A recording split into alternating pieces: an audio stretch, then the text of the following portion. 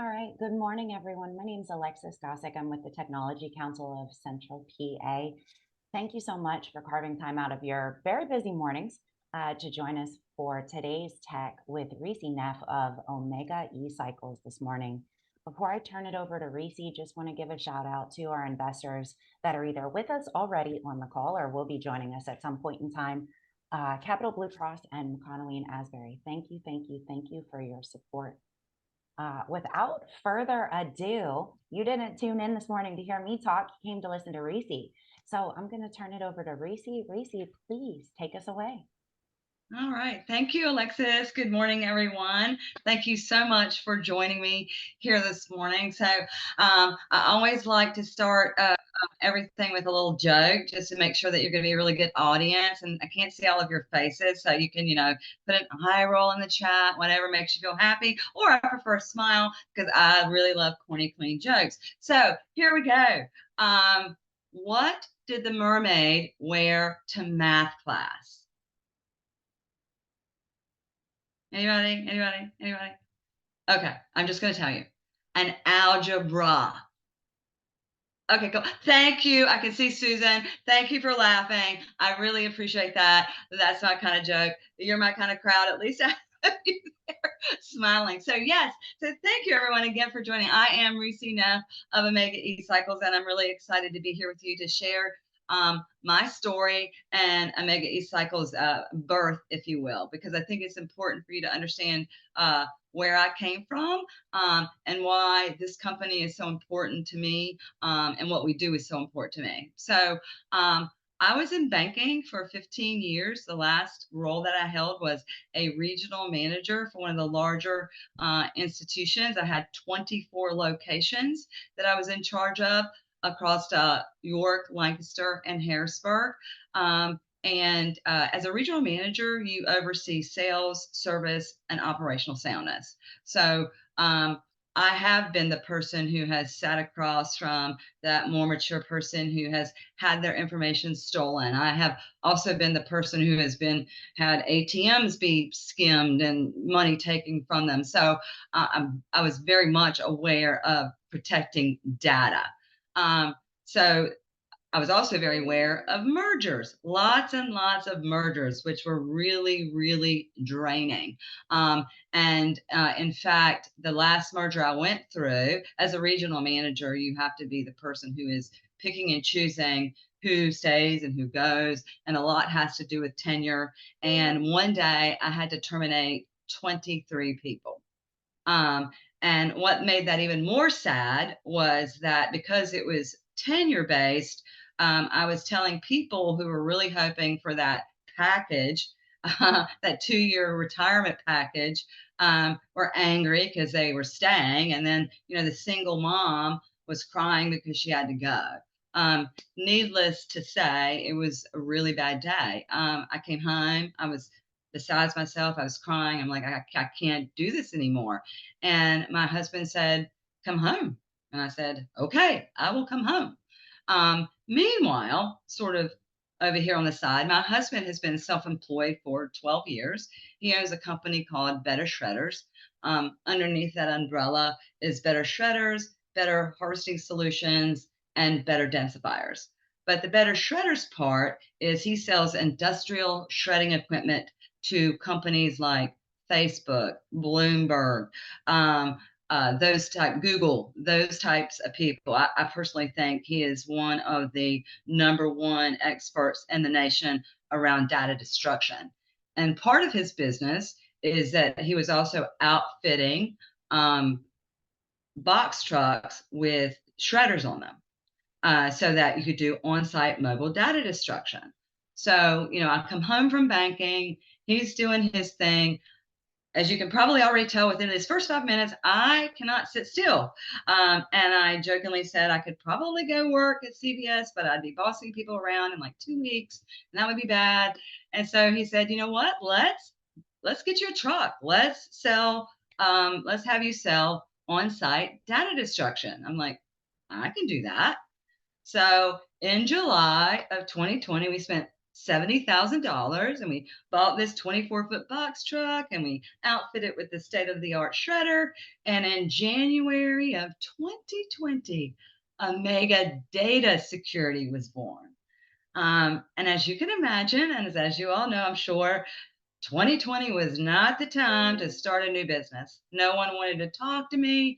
I had a lot of connections in the community because of my banking background. But again, we were all just trying to figure out how to survive, right? It was just not a good time for everyone. So here we're sitting with this truck. But to turn a frown upside down, which is sort of in my nature, I took that year, if you will, and just sort of studied the National Association for Information Data Destruction. I listened to all of his phone calls as he was talking about destruction. I researched some recycling things, which really I was still thinking I was heading towards data destruction. And again, that's a face-to-face conversation to tell someone that, hey, wiping your drive is probably not the best way. And plus, I want you to pay me $5 to $10 a drive to destroy it. So fast forward a year. And because of my husband's where he's at, his ear is sort of to the ground in that industry, he was hearing that data destruction was becoming free.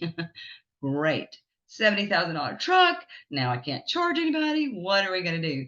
And quite honestly, I did a lot of praying because did not want to go back to banking. I'd been through a lot, seen a lot of mergers, and I just didn't want to do that. And so he made a phone call to a client of his down in Florida who he'd sold some equipment to. And this man graciously said, hey, come down to Florida, and I work with my wife as well, and I'm going to show you our whole business plan. I'm going to show you exactly what we do. And so February of 2021, we flew to Tampa Bay, Florida.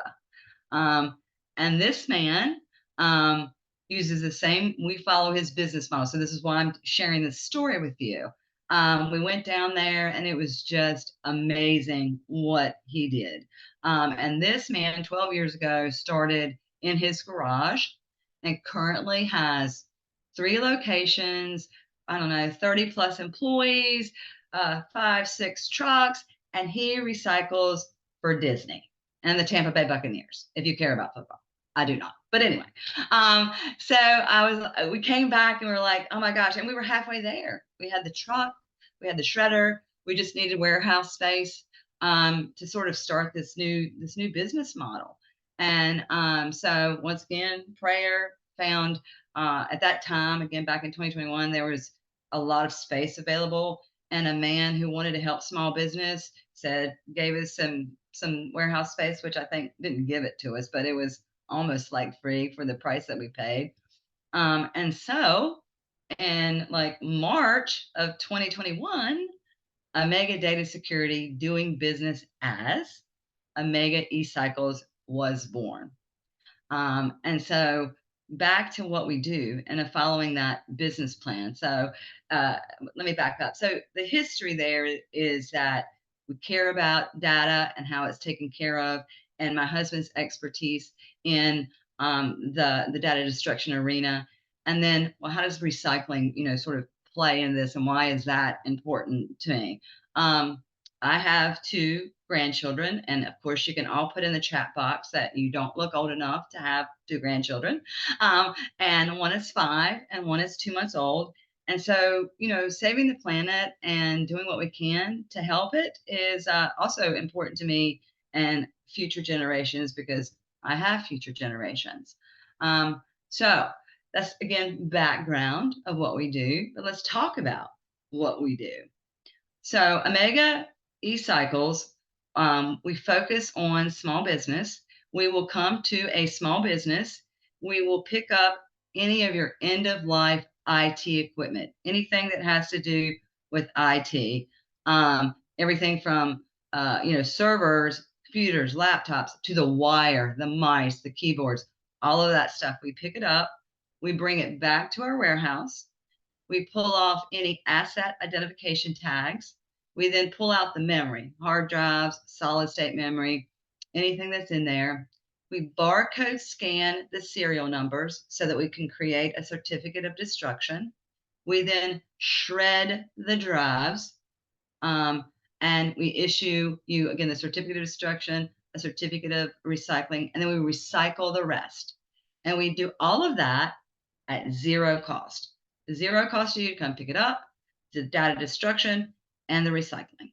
I'm sure you're all saying, well, how can you do that? How is that free? And we're very transparent about that to both our clients, to you. It's on our website. The way that we are paid is that we work with what they call R2 certified and or E-Steward recyclers who then purchase those items from us in bulk. So a company could say, well, why don't I go to them directly? And it's because they don't want 100 laptops. They want again, a semi truckload of laptops. So again, we're a bulk business. We need lots of stuff in order to get paid. So that's how we get paid. From the data destruction perspective,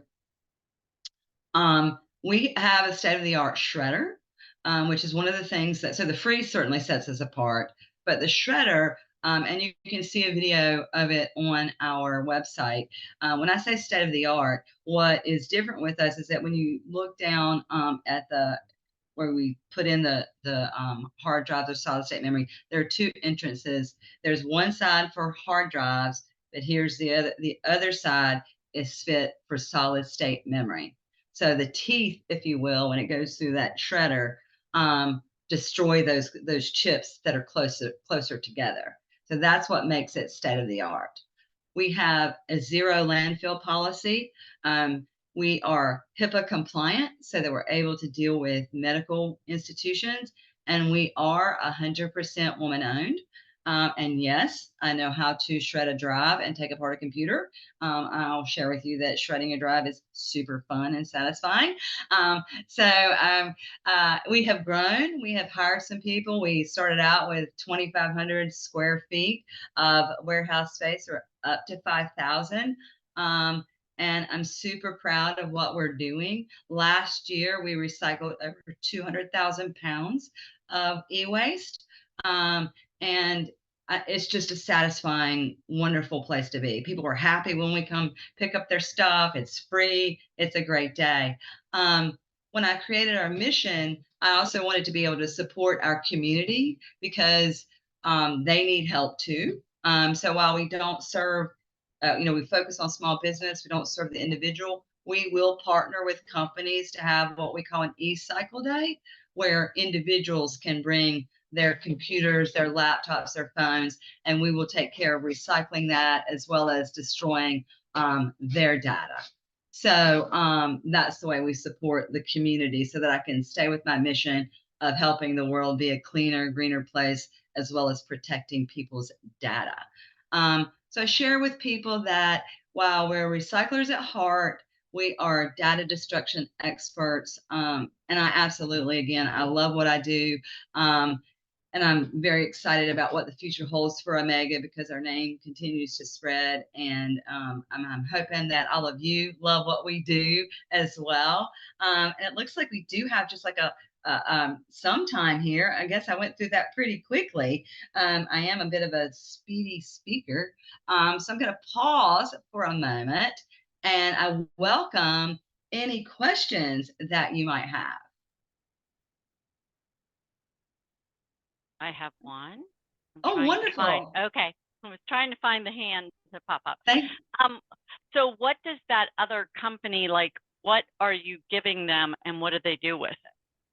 Oh, that's a great question. Thank you for asking that. So when you work with, and you can Google this if you want, what a R2 certified recycler and or E-Steward recycler does, because that and that certification only allows them to do so much. So memory's taken out, they take it back. Some things are refurbished and resold because that's one of the things under their certification that they are allowed to do. We are not allowed to do that. They are smelters. Some of them are melting it down for the precious metals, those types of things. But that certification is the part that keeps them sort of in line, if you will, which is why we deal with them. Sadly, Pennsylvania, in my opinion, has one of the worst recycling laws in the United States, including California. And they California don't, would be the worst. I mean, the hardest. Fight with that. it's yeah. In fact, we called the EPA when we started this because they do not let us the way recycling works is the more you can break down something, if you will, the more money that you can make. So an example I give is your adapters on your laptop. So you have your adapter with the wire. So I can take that adapter with that wire and I can put that in a Gaylord box and I can get paid so much per pound for that. Or I can take the time, clip off the wire, put the wire in this box, the adapter in this box, and I can make more money. Our mentor that I mentioned in Florida, he's able to, as an example, take a tower all the way down to the metal and recycle each one of those things. We, without that certification, cannot do that. It's almost like the EPA in Pennsylvania rubber stamped it. In fact, they asked us to spearhead the change, which of course I was like, no, I don't think we'll highlight the EPA on our business because they know that it's not, they're not doing it the way that it should be. But anyway, that's a very long answer to your question with additional information. But did I answer your question? Yeah, because people will want to know, what are they doing? I did work for a healthcare company, and that was a huge concern. Anytime, I don't even know what we did with our waste, but I know that they were very careful about, because at one point years before, we could provide old laptops with the hard drives wiped to like schools and stuff like that to repurpose, but then we had to stop that altogether. Well, and I'll share with you a quick story from, again, with my husband and why I so believe in shredding versus wiping. My husband, again, sells that equipment, and he was working with a government entity who was trying to do the right thing. To your point, they were donating laptops to underserved communities, and they got a phone call where voter registration information was found on one of the laptops. So needless to say, they purchased a shredder from him that day. So that's why I'm a big proponent of the shredding. That's why we pull all the drives. We'll have companies say, we pulled the drives. We check it anyway. And I will tell you 90% of the time we find a drive. And that's why I always say that we're data, recyclers at heart, data destruction experts. That's our top thing. We don't even advertise where we're located because we're that serious about protecting the data. And then with the medical industry, we do that HIPAA compliance so that we understand all those things that need to be in place to protect people as well. Great. Very good. Thank you so much for asking a question. Sure. I didn't know. I thought I would take longer. How about another question? Any other questions?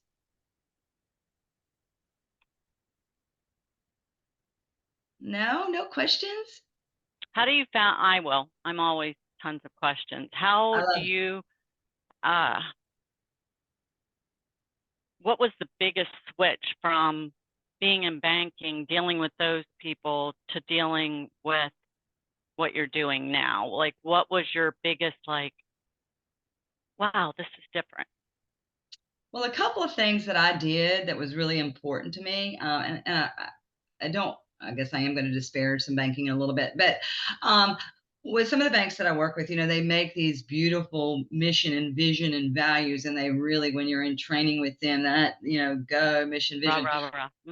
And yet I found that they didn't necessarily stand by them. So one important thing to me when I switched was to make sure that the mission, the vision, our values, that is the way that we do business, and we stick by it, from our hiring to how we treat our clients. So there was that. The other piece, honestly, for me, what I did in banking and what I do with this business, people do business with people. People bank with people. They say that they bank with a bank, but if they have a banker and they love that banker, they're probably going to follow that banker. I believe in building relationships. That's what I would like Omega to do. That has probably been one of the biggest surprises, how once we pick up for a company, we build that relationship. and they can continue to use it. So there's more commonalities from that perspective. And also, again, what's in my heart is to be a relationship builder. I don't, I love it when someone says, hey, let's go have a cup of coffee, get to know each other, because people do business with people they know, like, and trust. And so that's how I approached banking. I'm not saying everyone did that, but that was my approach to banking. Not to brag, but to brag, I did very well in banking with that approach. And it's sort of in my nature. We want to build relationships with our partners, with our clients. So that part's the same. The difference was being able to do what I really want to do, and hopefully make a very positive impact on the world at large the best way that I can. How big or small that is, I don't know what it'll end up being. Some people are like, oh, you're over 50, you're starting something brand new. And I'm like, I'm not done yet. I know what you mean. So yeah, and I wanted to make a difference, and I just didn't feel like I was doing that in banking as much as I can do it with this, and both controlling how I do business as well as what we do. So again, a long answer to a great question. Yeah, I think you have a very strong why. I'm all about my why I'm doing something. So that's very great. Thank you so much. I appreciate your questions. I have a question, Reesy. Oh, yay. Amy Kelly, I know you. Yay. Now, so I understand, and maybe I missed it. I understand the connection of the name, but how did you choose the name of your company? Omega ECycles? Mm-hmm. Well, when we started with Omega Data, we were just my husband and I were just looking at things, and we just came up with Omega as the mega data part, the Greek letter, and it's a cool. Yeah. Okay. Sadly, there's not a big story behind the name, other than I think it's pretty. And then the ECycles obviously is, self-explanatory. So maybe I need to make up a new story for that, Amy. But thank you for asking that question. And the colors are obviously a great choice with the green and the blue because of the earth. So that part was easy. But yeah, nothing, not a grand story behind that, other than we liked Omega. Sounds kind of cool. All right. Thanks. Thank you for asking that, though. Anybody else? You can ask me anything personal. I might not tell you the answer, but you can ask me personal, you can ask me business, whatever you would like. No? Because I'm going to give you 2 statistics, and then we're going to finish up. So 2 statistics, because I'm big on statistics. E-waste is currently tripling the world's population. That's today.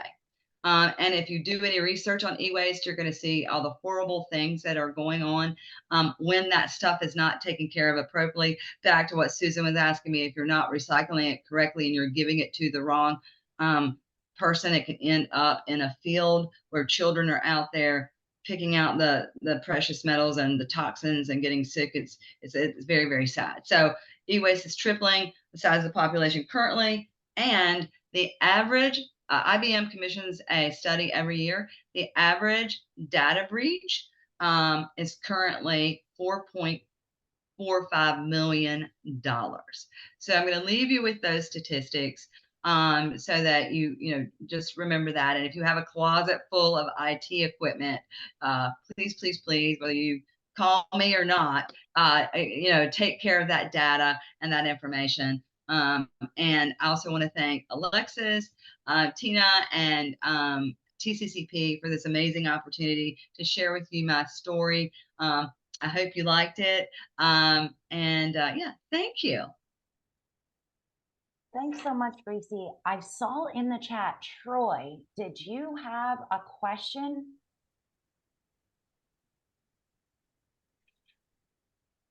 Yeah, I didn't see it. I have a question. So e-cycling, does that apply to anything electronic, or are there kind of like other materials that could fall into e-waste?